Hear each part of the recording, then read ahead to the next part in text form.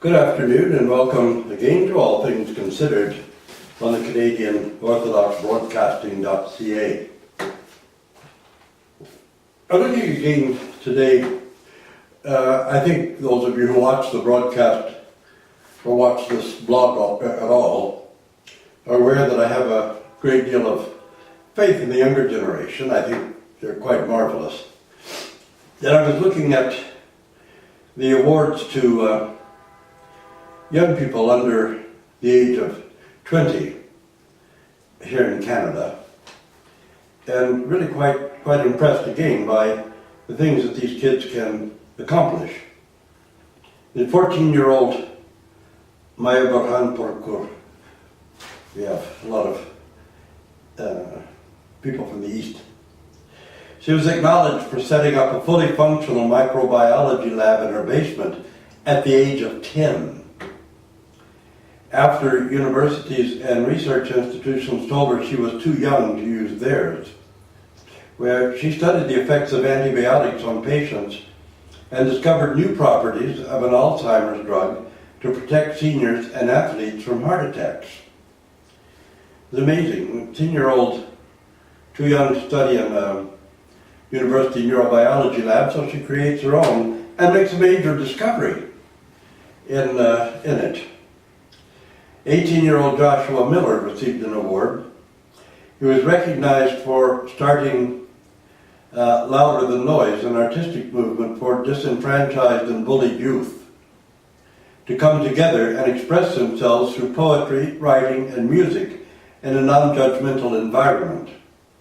What he hopes to accomplish: we're going to try to create as many opportunities for youth to showcase their passion and to show the worth of what it is they love, said Mr. Miller. My goal is to make sure that there will always be a place for troubled youth to turn to and express themselves freely and openly. One up on the older generation in that, I should think. Kelsey Miller Anderson, 18 years old, from Calgary, was selected for developing a completely natural method of oil sands remediation that uses oyster mushrooms to treat the tailing ponds and reestablish natural bacteria in just 3 weeks. What she hopes to accomplish? I plan to one day take it to contaminated sites worldwide, for example in developing nations where you have oil operations but you don't have the companies having to be held accountable for their actions. Jared Valdron, honored for starting his own business, Careers in Code, which places information technology professionals in jobs through an equitable 5-stage hiring process to prevent implicit biases behind resume discrimination. What does he hope to accomplish? Going forward, what I really want to do is to really delve more into research. I want to understand the implicit associations better, these subconscious biases. I believe if I do the research and create these mechanisms and teach companies to use them, I could affect a lot more people and help people get the jobs they deserve, regardless of their ethnicity, gender, or sexual orientation. Jared Valdron is now 19. He started this project a couple of years ago. And I think this is very important to listen to what the aspirations of these young people are and what they're expressing. Celida Miller, 19, of New Westminster, British Columbia, recognized for training youth on bullying prevention through presentations, TV appearances, and online articles because she felt teachers were not adequately trained. And she's quite right, of course, they're not, nor school administrators. What she hopes to accomplish: my end goal is that I would like to host a TV show one day where I can actually have these sorts of bullying conversations, Ms. Miller said. I want youth to eventually watch a show that I'm hosting and be a young person and be able to look up to that person and say, I want to be like her. To set an example, in other words, for young people. I should think she'd set an example for older people as well, for following these procedures. It's very strange to me that ultra-right-wing extremists in our societies, here down in America and elsewhere, think bullying is just fine as long as it's they who get to do the bullying and don't get bullied. Among the rather big problems, though, among young people, aside from the problem of what their parents and elders teach them, you know, children are born without hate, without malice, without racism, without prejudices. We have to teach them all of those ugly, nasty, awful things, and we do a fairly good job of it, I should think. The number of young people with higher educations and very intelligent who are facing unemployment for long term is rather rising, and that's always an invitation to serious social problems when you have a large number of young people unemployed and trying to find something to do with themselves. It can create serious social issues. I think we should think quite a bit about it. The other thing, and this is something that bothers me, and I come across it quite a lot. When there's a divorce or separation, children are sometimes stuck in the middle and used as weapons for their parents' malice against each other. Some divorces, of course, end quite amicably, and the couple remain friends. But far too often, the parents try to poison the children against the other parent. Whichever one has custody that week or weekend is trying to poison the child's mind and heart against the other parent. And this, of course, causes, well, you can imagine what kind of tragedies. So people are caught between the two parents and caught between the two parents' animosities. And it's very difficult for young people to cope with that because they love and want to be with both parents most of the time. And to be poisoned against one parent that you love by another parent that you love, only to go to the other home and have the same thing happen. It's extremely confusing and disorienting to a child. I'd like to invite a clergy to talk more about this to families. And sometimes try to intervene when these things are going on. But to parents who are separated or divorced, if any of you are watching this, be very careful about what you do with your children and how you teach them. And don't use them as weapons against the other spouse or ex-spouse. You know, we're talking about the example we set for the younger generation, and there's some concern at the amount of plagiarism that goes on in universities and sometimes secondary schools. And of course, when you can Google information, you don't always know where the information came from. You plagiarize it, you don't examine it and do a lot of research, you take the information as it had. A lot of young people don't really realize that it is plagiarism or know what plagiarism is, because it's online, it's available, it's there, you can copy it. But what kind of an example is being set by some of the heroes of society? What's baseball's next big scandal? Well, some of it is the biogenesis clinic in Miami that supplies plain old doping for a lot of Major League Baseball players. And the Major League Baseball players, who are people that young men in particular look up to, or boys, and they're doping themselves in order to win games, then this is really a very serious moral, ethical question. But what are the younger generation to think when they see this being done by, you know, the sports heroes of society, societal heroes, all of this? They're not going to pick up on it? Of course they are. That's one of the tragedies that we have, is the example that the older generation are setting for the younger generation, all the while complaining about the younger generation. And this younger generation is admirable. I don't think we should be being too condemnatory or look down too much on them. Let's see, in another vein, in this newspapers, but you know, I read some of the background of these before I talk about them. I do actually a bit of research on it. But here's an interesting issue. And I know it'll strike some people's ideology badly, but there's an important question in economics as to why the Industrial Revolution began where it did. The Industrial Revolution boomed in Britain before it did on the continent. And Britain was for a long time the engine of the Industrial Revolution. That's why it had the largest empire in history. Actually, there's never been an empire anywhere nearly so large as the British Empire. And those of us who are older remember that it was said that the sun never sets on the British Empire. Australia, the whole continent, probably a third of Africa, if not 50% of Africa. I mean, one time Egypt was in the sphere as well. And how much of South America, of course the United States, was out of the empire by the 1800s. But Canada, which was probably bigger than Alexander's empire at its height, part of the British Empire.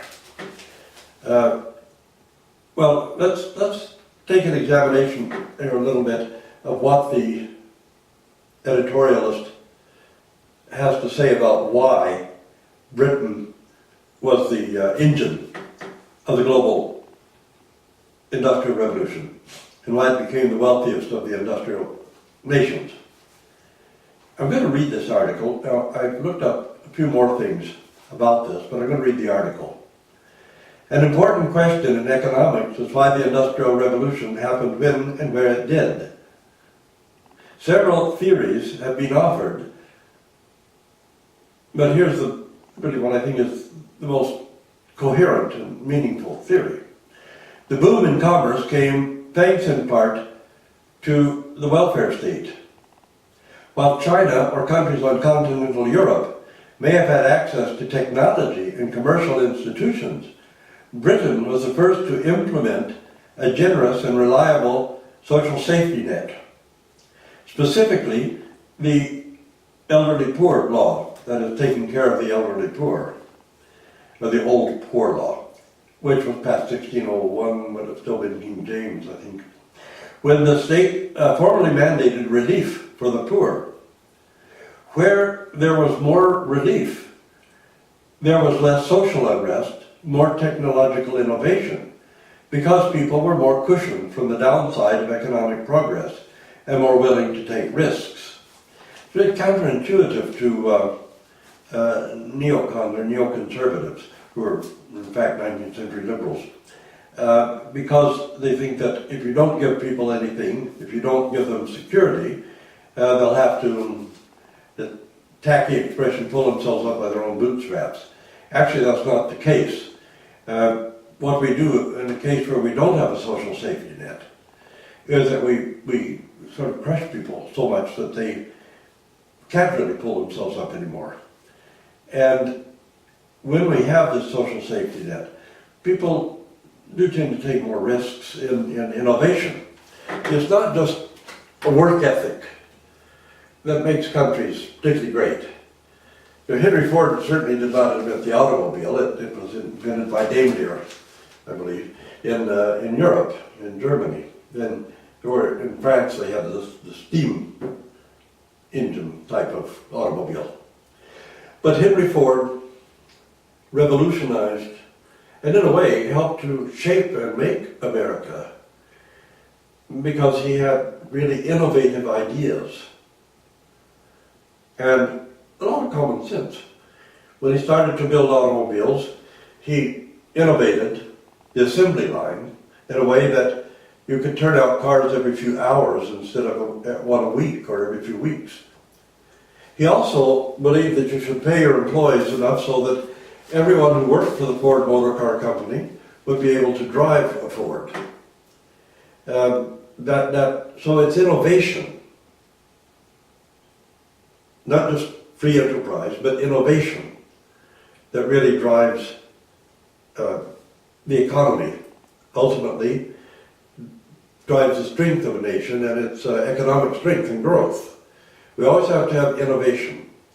That's one thing that one has to say about the Apple computer company. It stayed on top and stayed wealthy because it's constantly innovating. And that has made it one of the top companies really in the world. So innovation and not simply enterprise. Innovation to be able to put ideas, to run the risk of trying to put ideas into production. And of course, generally, once you have something that's already proved, you might turn to enterprise and see who will invest in it and who will be able to purchase whatever it is you're manufacturing. But Henry Ford was quite a remarkable individual, and I think one of the great innovators and developers of the United States and its economy. So I think the innovation should always be regarded as the pump that keeps the development and the economic stability and development of any society going. You can't just manufacture the same old things. There always has to be this competitive innovation. You're looking at the debates about psychosurgery, that is surgery on the brain. And there's an idea, of course we know that mental problems, psychiatric issues, even behavioral problems, these are not some metaphysical abstraction out there someplace. There's not little demons whispering in the ear. There's certain parts of the brain that concretely affect our behavior, our character, our personality, and our judgment, our morals. Morals are not just an act of free will. They're the frontal cortex, medial prefrontal cortex, and the orbital cortex, and these other things working in harmony to give us sort of brakes, common sense, and to put brakes on our passions, brakes on our desires, brakes on our angers, and things like this, that really create morality. And it's been since we know which little compartments of the brain are responsible for certain reactions, obsessive compulsive disorder, kleptomania. We had a wonderful experiment at the University of British Columbia several years ago in curing kleptomania, because it discovered what portion of the brain the sugars were going to and where the glucose was going to and where it was firing the most in schizophrenic, kleptomanic people. But the brain surgery to obliterate those particular parts of the brain or change them in some major way very often have serious side effects. People can become slightly vegetative if just a portion of the brain that you might cure them of whatever it is, but at an enormous cost. So we have to be, first of all, careful at what our moral judgments against other people, because we know that they're very definite and concrete places in the brain responsible for some of the things we call passion and sin. And that some of these things are really beyond the capacity of the person to overcome, because this driver in the brain is causing this to happen. So we try to treat it. And I think it's very, very important that we give a little thought to the moral judgments that we make as well, and wonder what's actually going on here, and can something be done about it? Thank heavens there are a lot of researchers taking precisely that point of view and really responding to it, trying to help cure, sort it out, that sort of thing.